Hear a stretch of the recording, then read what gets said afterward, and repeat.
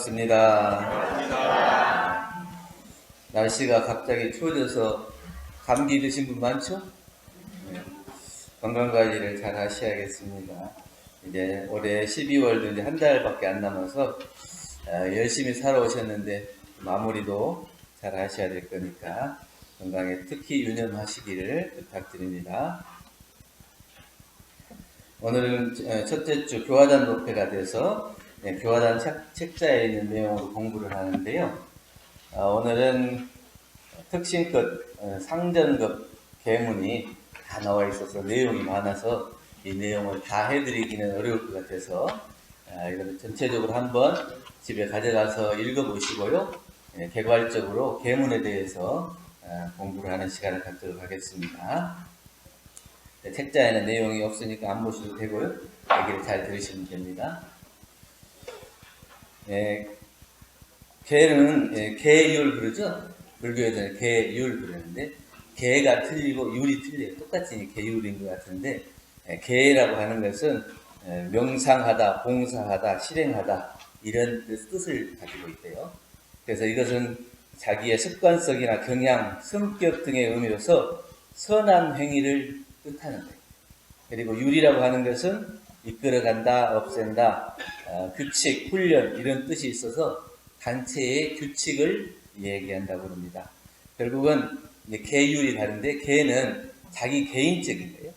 자기 개인의 목적을 세우고 내가 이렇게 해야 되겠다 하는 다짐 이것들을 돌아보는 그리고 이제 선한 행동과 선한 영향력을 미칠 수 있는 자기 스스로의 다짐 그리고 율이라고 하는 것은 그렇게 개인적으로만 살 수가 없기 때문에 단체를 구성하고 같이 살 때, 함께 살 때에 지켜야 될 그런 것들을 율로 정해서 만약에 이제 그 율이 잘 안 지켜지면 조금 이제 중벌도 있고 이렇게 해서 계율을 이렇게 하는데 우리가 이제 계문들을 계문 우리는 30계문이 있어서 계문 이렇게 얘기하는데 정전에 보면 법이 많고 연불법도 있고 다선법도 있고 훈련법도 있고 일상승어요법도 있고 법이 많잖아요.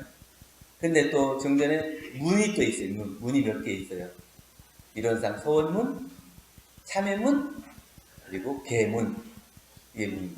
그게 제가 이게 왜 법하고 문하고 좀 다를까 이렇게 생각해 보니까 법은 거기에 있는 강령에 우리가 앞으로 나가야 될 방향로를 정해 주신 것이고 거기는 이렇게 해 나가라 하는 거예요. 그리고 문이라고 하는 거예요. 이론상 서원문은 자기의 서원이죠. 참회문도 자기 참회예요. 자기 반성, 참회. 그리고 계문도 자기 스스로를 돌아보고 계문을 대조하는 거예요. 다른 사람은 하는 게 아니에요. 그러니까 똑같은 계문이 있어도 그 계문 하나가 자기의 기준에 따라서 점검해 나가는 거예요.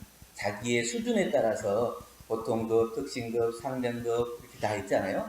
있어도 똑같이 도둑질 하지 말아라 그러면 어떤 사람은 도둑질을 일체 안 하는 것. 그리고 행동을 기준으로 삼는 사람도 있고 어떤 사람은 그 마음속에 도둑질이라고 하는 그 마음마저도 갖지 않는 것. 이걸 기준으로 삼는 사람이 있고 그렇기 때문에 각각 자기가 목적을 정하고 그 목적을 반조해서 자기 행동을 돌아보는 것. 그래서 이제 서원문, 참회문, 또 계문 이런 것들은 자기를 반성하고 대조하는 그런 걸로 좀 차이가 좀 있을 것 같습니다. 계라고 하는 것은 부처님이 제자들에게 가르친 도덕 규범. 불자라면 당연히 지켜야 될 그러한 조항. 그리고 불자가 되겠다고 약속한 사람들은 스스로 내가 이것은 지켜야지 그렇게 해서 받는 거예요.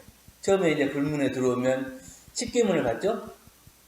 그냥 막 들어오자마자 입교원서 쓰고 그냥 교도 활동했죠. 계문을 받은 사람 많지 않죠? 이제 정식으로는 입교증을 받기 전까지 공부를 하고 입교증을 받고 법명을 받으면 그 법명대로 살겠다고 하는 다짐, 그 약속을 하는데 그게 처음 받는 게 이제 10계문이에요. 그래서 계문을 받는 거죠. 그래서 이제 일상생활을 하다가 이제 종교활동, 진리활동을 함으로 인해서 내가 그 전보다는 그 삶이 달라져야 되겠다. 내 스스로가 달라져야겠다고 하는 약속. 이게 이제 계예요.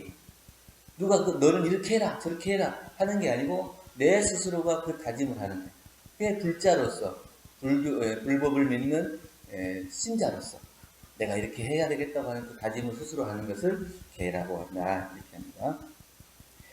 계문은 지키기 위한 것일까요? 아니면 활용하기 위한 것일까요? 우리가 30계문을 다 받았는데 이거는 지켜라 이렇게 해서 막 지켜 어쩌든지 막 지켜야겠다 이렇게 하고 지키는가요? 아니면 이것을 잘 활용하려고 이 계문을 받는가요? 그러니까 계라고 하는 것은 내가 잘못된 점을 고침으로 인해서 바른 생활, 옳은 생활로 나아가기 위해서 받는 거지. 그 계문을 받아가지고 내가 이것도 안 해야지 저것도 안 해야지 이렇게 하면서 몸을 막 뭉클이고 이것도 하면은 이것도 벌 받는 것 같고 이것도 죄 짓는 것 같고 그래서 계속 소극적으로 지키는 것이 계문이 아니고 그 작은 것들을 이겨냄으로써 내가 옳은 행동, 진리적인 행동, 정당한 행동을 통해서 이 세상, 나뿐만 아니라 이 세상을 밝고 선한 세상으로 나아가기 위한 거예요. 결국은 그 계문을 통해서 나를 비추어보고 내 생활을 비추고 내가 나아갈 방향을 정하는 거예요. 그러니까 활용하는 차원이 훨씬 더 커야 돼요. 그렇지 않고 그냥 계문이다, 무섭다 이렇게만 생각하고 그걸 안 지키면 그걸 딱 무서워만 하고 있으면 자기가 나아갈 방향이 약해진다는 거예요. 그래서 계문은 강제적 금지가 아닌 선에 대한 자발적 의지에 기초를 하고 있다. 그래서 불편하고 억압하는 것으로 피하기만 한다면 그 사람은 성장하고 발전할 수 있는 기회가 없고 소극적인 사람으로 끝납니다. 우리 대종사님께서도 부산에 갔을 때 교도 몇 사람이 와서 우리가 대종사님의 법을 한량없이 흠모하고 받들어 배우기를 원하지만 우리가 생업이 어업이라 어쩔 수 없이 물고기를 던져야 돼. 근데 그것 때문에 첫 번째 살생하지 말라는 종목에 걸려서 이게 마음이 이렇게 안 나는데 어떻게 해야 됩니까? 그러니까 우리 계문이 30개는 있는데 29개를 잘 지키면 나머지 1개도 지킬 수 있는 기회가 있는 거고 이 생업이라고 하는 것은 졸지에 바꿀 수 있는 게 아니잖아요.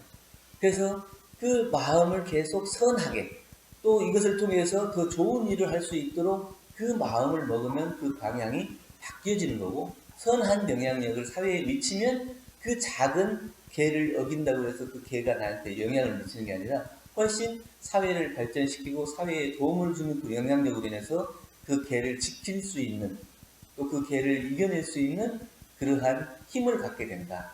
그러니까 작은 개에 무서워해가지고 더 지킬 수 있는 많은 29가지의 개까지도 포기하는 일은 하지 마라.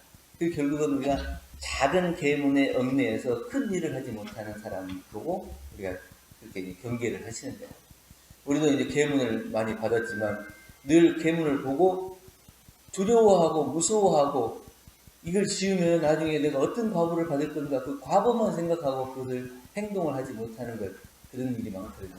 그런데 그것을 뛰어넘어서 우리가 살인하지 말라, 살생하지 말라 그러면 살생하지 않는 것에 그치는 게 아니고 오히려 많은 생명을 살리는 적극적인 활동을 하라. 살생을 하지 않는 것에만 딱 못 박아놓고 내가 그것을 살생하지 않아야지. 그렇게 있으면 마음이 움츠러진다. 그러니까 오히려 많은 생명을 살리는 거예요.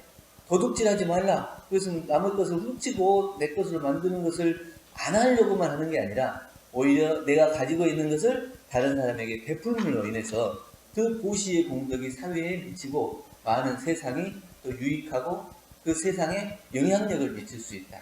그러니까 계문은 소극적인 게 아니고 적극적인 사회 실천, 자기의 수행 실천이 있어야 된다. 이렇게 얘기를 하는 겁니다. 계문을 수행하는 것은 억지로 참는 것이 아니라 스스로 다짐을 지켜나가는 과정. 그래서 이 계문을 통해서 자기 스스로 행복해지고 또 편안해지고 안락해져야지 이 계문이 나를 구속하고 또 나를 힘들게 하고 이런 것이 돼서는 안 돼요. 그렇기 때문에 하지 말아야 할 불편한 규칙이 아니라 좀 더 행복한 삶을 원한다면 또 보다 자유롭고 즐거운 삶을 원한다면 이 세상이 고통 없고 다툼이 없는 그런 평화로운 세상을 원한다면 내가 이 계문을 실천함으로 인해서 나를 비롯해서 내 가정과 사회, 세계가 똑같이 그 올바른 길로 그 선한 영향력으로 인해서 올바른 사회로 발전해 나갈 수 있기 때문에 우리가 그것을 지키자고 하는 겁니다. 특히 우리 원불교에서는 계문 중에 이렇게 좀 여유 조항을 뒀어요. 연고, 그죠? 연고 조항이 몇 가지예요? 연고 조항이 7개의 연고 조항이 있어요. 연고 조항을 왜 뒀을까요?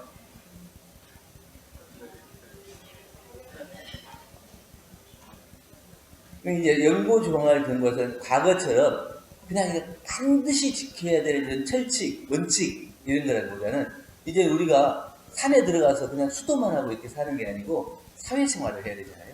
사회생활을 하는 데 있어서 사람 안 만나고 살 수 없잖아요. 또 직장생활에서 여러 가지 활동이 있는데 그 활동을 안 하고 살 수 없죠. 인간관계를 안 맺고 살 수 없어요. 그러면 그 인간관계를 맺고 사회생활을 하려면 어쩔 수 없이 해야만 할 수밖에 없는 그런 상황이 와요.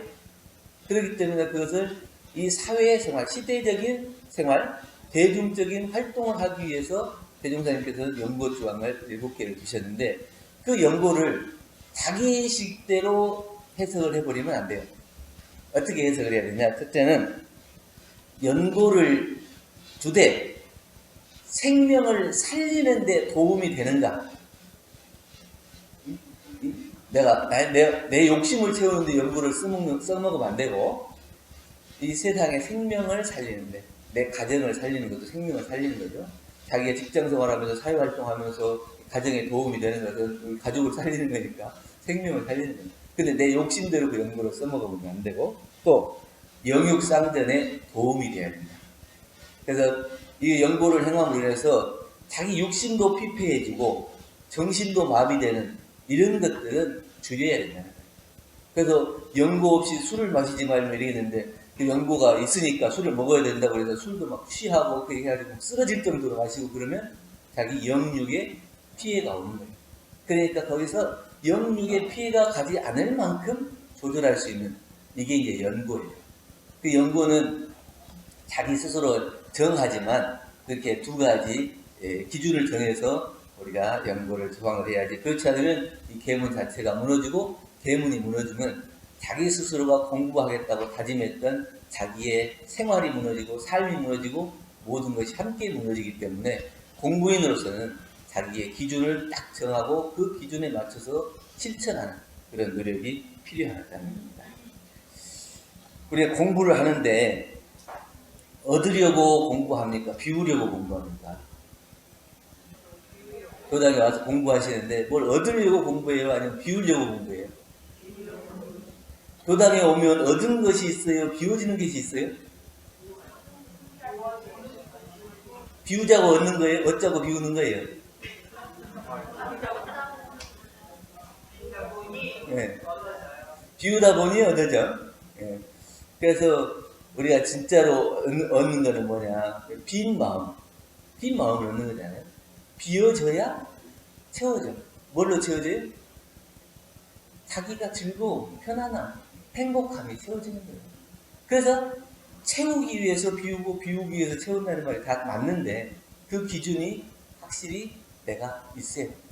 그래서 대종사님께서는 진리를 모시되 그냥 대상으로만 모시는 것이 아니고 실제 생활에 활용할 수 있도록 이것을 밝혀주신 거예요. 그래서 이론상 법어에 보면 안이비설신의 눈을 사용할 때 원만부족하고 지공무사, 또 귀를 사용할 때, 코를 사용할 때, 입을 사용할 때, 이 육부를 사용할 때 다 원만부족하고 지공무사하게 그 실생활에 활용할 수 있도록 밝혀주십니다. 이 계문도 마찬가지로 이 육부를 활용하는 데 있어서 원만부족하고 지공무사한 자기의 생활이 되고 삶이 되고 그런 계문이 돼야지 그냥 모셔놓은 진리만 가지고는 진리라고 할 수 없다. 이렇게 활발해진 이 시대에 자기는 어떠한 기준을 정하고 실생활에 도움을 주고 내가 이 생활 속에서 진리를 구현낼 수 있을 것인가 이것을 생각하고 그것을 공부를 하라는 얘기죠. 계문을 잘 지켜야 되겠는데 잘 안 지켜지는 이유가 있더라고요. 잘 안 지켜지는 이유가 뭘까요? 어느 때 잘 안 지켜져요? 경계 다 경계인데 욕심이 생기면 이게 잘 안 지켜져요. 그리고 절제가 안 돼. 절제가 안 돼. 그리고 하나는 나태하면. 전체적으로 30개모 있는데 파악해보니까 평균을 내보니까 욕심이 있으면 그게 마음대로 안 돼. 그리고 절제가 안 되고 나태하면 계문을 지킬 수 없어서 스스로 그 계문을 어기고 살게 되는 그런 생활을 하는데, 우주의 진리가 무의와 자연적으로 변화하듯이 우리는 청정한 자기의 본성을 회복하는 일. 그 자기의 청정한 본성을 회복하면 욕심이 없는 거예요. 그 자기의 청정한 본성을 자꾸 망각하기 때문에 욕심이 생기는 거예요. 내 것이 아닌 것을 갖기를 원하고 더 갖기를 원하고, 그렇게 돼서 자꾸 자기의 본성대로 살지 않는 그 욕심으로 인해서 그 계문을 지키지 못해요. 그래서 아무것도 걸릴 것이 없는 우리의 원래 모습으로 살아간다면 그 사람은 계문이 필요 있어요, 없어요? 계문을 굳이 놓지 않더라도 우리의 청정한 본래 모습, 내 본래 모습으로 살아간다면 그것이 그대로가 진리의 생활이고, 그 현세인 대중에게, 많은 사람들에게 도움을 주는 생활이 돼요. 그렇기 때문에 욕심을 자기가 잘 지켜야 합니다. 정산용사님께서 무본편 46장에서 밝혀주신 것처럼 우리가 이제 좋은 일, 길일 양신 그랬는데 어떤 날이 좋은 날인가 그걸 밝혀주셨어요. 특별한 길일은 진정한 지도인을 만나는 날, 또 법의 결정심을 세우는 날, 자성의 원리를 깨치는 날이다. 그리고 보통의 길일은 계문을 잘 지키고 사심을 방지하고 욕됨을 참고 자기의 전과를 뉘우치고 죄를 짓지 않는 날. 그러니까 우리가 계문을 지켜서 죄를 짓지 않으려고 노력하는 것보다는 자기의 청정한 본래 마음을 회복하는 것이 훨씬 더 좋은 날. 그래서 진리적으로 보면 그것이 더 크고 밝은 그러한 자기의 공부길이 열리는 날이다. 그렇기 때문에 계문을 지킨다는 것은 올바른 자성을 잃지 않고 생명의 진리를 바르게 보고 그 진리 위에 자기를 확립시켜야 돼. 그 진리에 바탕해서 그 위에 내가 있어야 욕심이 없는 거예요. 근데 그 진리에 바탕하지 않고 내가 먼저 드러나면 거기는 항상 욕심이 생기고 무절제가 생기고 나태가 생기는 그런 얘기입니다. 그렇기 때문에 우리가 욕심과 무절제, 나태의 생활을 벗어나야 이 계문을 지키도록 노력하는데 장애가 없어져요. 잘 지켜보려고 하는데 그 장애가 되는 것이 이렇게 세 가지인 것 같아요. 잃지 않으면 얻을 것이 없고 얻을 것이 없다면 잃지 않은 것이다, 이렇게 했는데 이 말 뜻이 이해가 되십니까? 내가 잃은 것이 없으면 구할 것이 없잖아요. 또 얻을 것이 없다면 잃을 것도 없는 거예요. 내가 구하는 것이 없다는 것은 이미 만족하다는 거예요. 그래서 원래 자기의 본래 마음, 청정한 원래 면목을 찾고 자기의 원래 마음으로 회복해서 살아가는 사람은 굳이 다른 것을 얻으려고 할 것도 없고 또 내가 잃은 것도 없기 때문에 안달할 것도 없고 마음에 급한 생각도 없고 또 허풍이 늘거나 거짓으로 살아가는 그런 인생이 아니고 자기가 언제 어디서나 정당하고 떳떳한 삶으로 살아갈 수 있는, 이게 계문을 지키는 사람의 확실하게 목적하는 바예요. 그래서 이거 하나하나 30계문을 이거 지키고 이거 지키고 이거 지키고 해서 그 몇 개를 나는 지킨다, 이 숫자로 수량적으로 내가 이 계문을 지킨다, 공부를 한다, 이렇게 생각하는 것보다는 내 마음의 원래 자성을 회복하고 본래의 청정한 자기 마음을 회복해서 진리대로 살고 그 진리 위에 나를 세워서 내가 내 삶을 살아갈 때 계문을 바로 지키는 거고, 계문이 굳이 없어도 그 계문에 따라서 사는 그런 공부인이 될 것이다, 이런 말씀을 드립니다. 불법의 참 뜻이라고 하는 것은 이론과 사유를 통해서 얻는 것이 아니고 우리들 스스로가 체험을 통해서 이론이 아닌 참다운 경지를 스스로 확인하는 거예요. 그래서 계문을 꼭 범해가지고 자기가 꼭 고통을 당해서 이러면 안 되겠다, 이렇게 하지 말고 그 고통을 당하기 전에 계문의 참다운 의미, 뜻, 그리고 목적을 알아서 우리가 그 계문을 지켜나갈 때 우리의 삶은 올바른 삶, 원만한 삶, 그리고 행복하고 건강한 삶이 될 수 있을 것이다. 그래서 스스로 성찰과 체험을 통해서 계문을 지키지 않으면 손해와 괴로움이 있겠지만 자기 스스로 성찰하고 돌아보고 바른 마음을 회복하는 사람은 어떠한 고통도 어떠한 원망도 없이 건강하고 즐거운 생활을 할 수 있게 된다는 말씀을 드리고, 오늘 12월 교화단 책자의 계문에 대해 밝혀주신 내용들을 정리해 가지고 말씀드렸습니다. 감사합니다.